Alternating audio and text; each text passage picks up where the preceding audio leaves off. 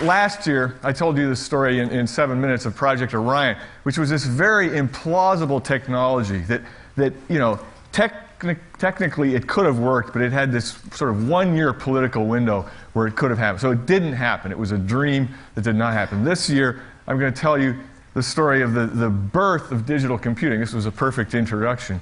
And it's a story that did work. It did happen, and the machines are all around us. And it was a technology that was inevitable. If the people I'm going to tell you the story about, if they hadn't done it, somebody else would have. So it was sort of the right idea at the right time.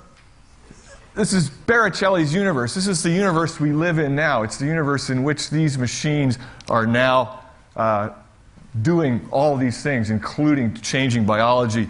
I'm starting a story with the first atomic bomb at Trinity, which was the Manhattan Project. It was a little bit like TED. It brought a whole lot of very smart people together. And three of the smartest people were Stan Ulam, Richard Feynman, and John von Neumann. And it was von Neumann who said, after the bomb, he was working on something much more important than bombs. He's thinking about computers. So he wasn't only thinking about them, he built one. This is the machine he built. He built this machine, and we had a beautiful demonstration of how this thing really works with these little bits. And it's an idea that goes way back. The first person to really explain that was Thomas Hobbes, who in 1651 explained how arithmetic and logic are the same thing, and if you want to do artificial thinking and artificial logic, you can do it all with arithmetic. He said you needed addition and subtraction. Leibniz, who came a little bit later, this is 1679, showed that you didn't even need subtraction. You can do the whole thing with addition. Here we have all the binary arithmetic and logic that drove the computer revolution. And Leibniz was the first person to really talk about building such a machine. He talked about doing it with marbles, having gates and what we now call shift registers, where you shift the gates and drop the marbles down the tracks. And that's what all these machines are doing, except instead of doing it with marbles, they're doing it with electrons. And then we jump to von Neumann, 1945, when he sort of reinvents the whole same thing. And 1945, after the war, the electronics existed to actually try and build such a machine. So June 1945, right, actually bomb hasn't even been dropped yet, and von Neumann is putting together all the theory to actually build this thing, which also goes back to Turing, who before that gave the idea that you could do all this with a very brainless little finite state machine, just reading a tape in and reading a tape out. The other sort of genesis of what von Neumann did was the difficulty of how you would predict the weather. Louis Richardson saw how you could do this with a cellular array of people, giving them each a little chunk and putting it together. Here we have an electrical model illustrating a mind having a will, but capable of only two ideas. And this is really the simplest computer. It's basically, it's the, you know, why you need the qubit, because it only has two ideas. And you put lots of those together, you get the essentials of the modern computer: the arithmetic unit, the central control, the memory, the recording medium, the input and the output. But there's one catch. This is the fatal, you know, we saw it in starting these programs up. The instructions which govern this operation must be given in absolutely exhaustive detail. So the programming has to be perfect or it won't work.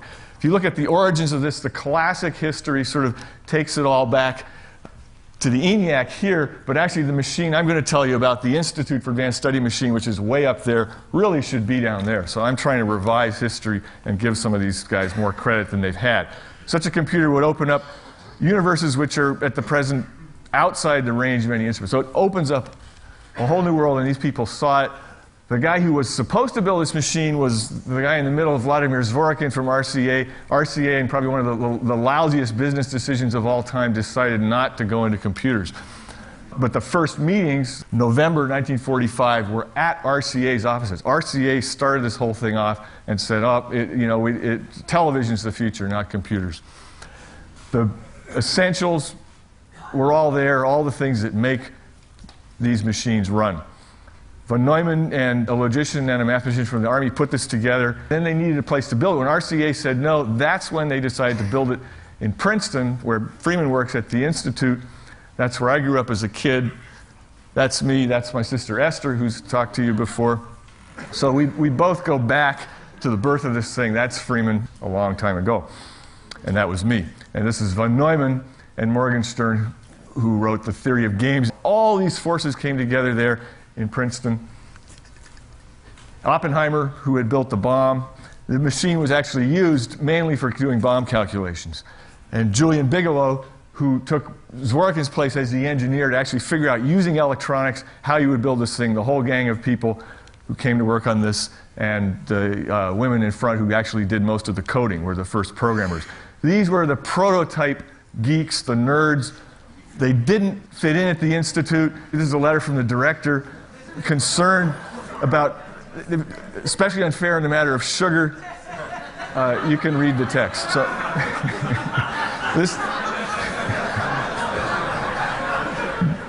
this is hackers getting in trouble for the first time. So these were not theoretical physicists. They were real soldering gun type guys, and they actually built this thing. And we take it for granted now that each of these machines has billions of transistors doing billions of cycles per second without failing. They were using vacuum tubes, which was very narrow, sloppy techniques to get actually binary behavior out of these radio vacuum tubes. Yeah, they actually used 6J6, the common radio tube, because they found they were more reliable than the more expensive tubes. And what they did at the Institute was publish every step of the way. Reports were issued so that this machine was cloned at 15 other places around the world.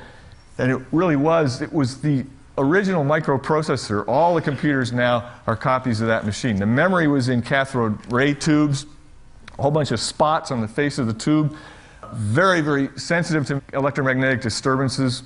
So there's 40 of these tubes, like a V40 engine running the memory. The input and the output was by teletype tape at first. This is a wire drive using bicycle wheels. This is the archetype of the hard disk that's in your machine now. Then they switched to a magnetic drum. This is modifying IBM equipment, which is the origins of the whole data processing industry later at IBM. And this is the beginning of computer graphics. The graphic beam turn on this next slide, that's, as far as I know, the first digital bitmap display, 1954. So, but Neumann was already off in a theoretical cloud doing abstract sort of studies of how you could build reliable machines out of unreliable components. Those guys drinking all the tea with sugar in it were writing in their logbooks trying to get this thing to work with all these 2,600 vacuum tubes that failed half the time. And that's what I've been doing this last 6 months, is going through the logs. Running time, 2 minutes. Input, output, 90 minutes. This includes a large amount of human error. So they're always trying to figure out what's machine error, what's human error, what's code, what's hardware. That's an engineer gazing at tube number 36, trying to figure out why the memory's not in focus. You had to focus the memory. Seems okay. So you had to focus each tube just to get the memory up and running, let alone having, software problems. No use, went home. Impossible to follow the damn thing. Where's the directory? So already they're complaining about the manuals. Before closing down in disgust, the general arithmetic of the operating logs, burning lots of midnight oil. MANIAC, which became the acronym for machine, mathematical, numerical, integrator, and calculator, lost its memory. MANIAC regained its memory when the power went off. Machine or human?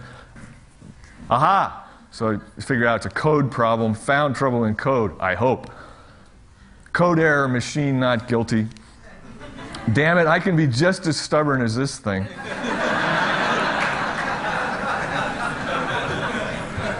And the dawn came. So they ran all night. 24 hours a day this thing was running, mainly running bomb calculations. Everything up to this point is wasted time. What's the use? Good night.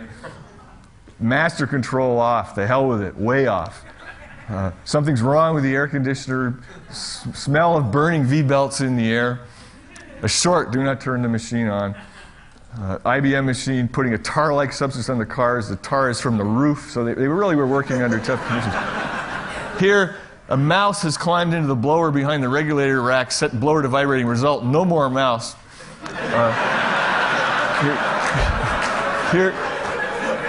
Here lies mouse, born, question mark, died, 4:50 a.m., May 1953.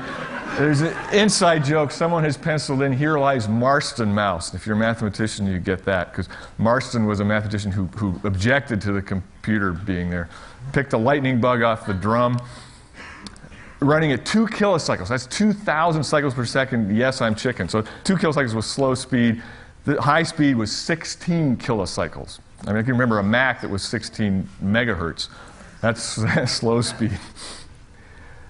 I have now duplicated both results. How will I know which is right, assuming one result is correct? This now is the third different output. I know when I'm licked. We've duplicated errors before. Machine run fine, code isn't. Only happens when the machine is running. And sometimes things are okay. Machine, a thing of beauty and a joy forever, perfect running. Parting thought, when there's bigger and better errors, we'll have them. So nobody was supposed to know they were actually designing bombs. They were designing hydrogen bombs. But someone in the logbook late one night finally drew a bomb. So that was the result, was Mike, the first thermonuclear bomb in 1952. That was designed on that machine in the woods behind the Institute. So von Neumann invited a whole gang of weirdos from all over the world to work on all these problems. Baricelli, he came to do what we now call really artificial life, trying to see if in this artificial universe, I mean, he was a viral geneticist way, way, way ahead of his time. He's still ahead of some of the stuff that's being done now. Trying to start an artificial genetic system running in the computer his universe started March 3rd, 53. So it's almost exact. It's 50 years ago next Tuesday, I guess. And he saw everything in terms of, he could read the binary code straight off the machine. He had a wonderful report. Other people couldn't get the machine running. He always worked for him. Even errors were duplicated. Dr. Baricelli claims machine is wrong, code is right. So he designed this universe and ran it. When the bomb people went home, he was allowed in there, and he would run that thing all night long, running these things. If anybody remembers Stephen Wolfram, who reinvented this stuff. And he published it. It wasn't locked up and disappeared. It was published in the literature. If it's that easy to create living organisms, why not create a few yourself? So he decided to give it a try, to start this artificial biology going in the machines. And he found all these, he sort of was like a naturalist coming in and looking at this tiny 5,000 byte universe and seeing all these things happening that we see in the outside world in biology. Those are some of his generations of his universe. But they're just going to stay numbers. They're not going to become organisms. They have to have something. You have a genotype and you have to have a phenotype. They have to go out and do something. And he started doing that, started giving these little numerical organisms things they could play with, playing chess with other machines and so on. And they did start to evolve. And he went around the country after that. Every time there was a new fast machine, he started using it and saw exactly what's happening now, that the programs, instead of being turned off when you quit the program, you'd keep running, and basically all the sort of things like a Windows is doing, running as a multicellular organism on many machines, he envisioned all that happening. And he saw that evolution itself was an intelligent process. There wasn't any sort of creator intelligence, but the thing itself was a giant parallel computation that would have some intelligence. And he went out of his way to say he was not saying this was life-like or a new kind of life. It just was another version of the same thing happening. And there's really no difference between what he was doing in the computer and what nature did billions of years ago. And could you do it again now? So when I went into these archives looking at this stuff, lo and behold, the archivist came up one day saying, I think we found another box that had been thrown out. And it was his universe on punch cards. So there it is 50 years later, sitting there, sort of suspended animation. That's the instructions for running. This is actually the source code for one of those universes. And with a note from the engineers saying they're having some problems, there must be something about this code that you haven't explained yet. And I think that's really the truth, that we still don't understand how these very simple instructions can lead to increasing complexity, and what's the dividing line between when that is lifelike and when it really is alive. These cards now, thanks to me showing up, are being saved. And the question is, should we run them or not? Could you get that running? Do you want to let it loose on the internet? These machines would think they're the these organisms, if they came back to life now, they've died and gone to heaven. There's a universe. My laptop is 10,000 million times the size of the universe that they lived in when Baricelli quit the project. So he was thinking far ahead how this would really grow into a new kind of life. And that's what's happening. When Juan Enriquez told us about these 12 trillion bits being transferred back and forth of all this genomics data going to the proteomics lab, that's what Baricelli imagined, that this digital code in these machines is actually starting to code. It already is coding for nucleic acids. We've been doing that since we started PCR and synthesizing small strings of DNA. And real soon, we're actually going to be synthesizing the proteins, and like Steve showed us, that just opens an entirely new world. It's a world that von Neumann himself envisioned. This was published after he died, his sort of unfinished notes on self-reproducing machines, what it takes to get the machines sort of jump-started to where they begin to reproduce. It took really three people. I mean, Baricelli had the concept of the code as a living thing. Von Neumann saw how you could build the machines that now, their last count, 4 million of these von Neumann machines built every 24 hours. And Julian Bigelow, who died 10 days ago, this is John Markoff's obituary for him, he was the important missing link, the engineer who came in and knew how to put those vacuum tubes together and make it work. And all our computers have inside them the copies of the architecture that he had to just design one day, sort of on pencil and paper.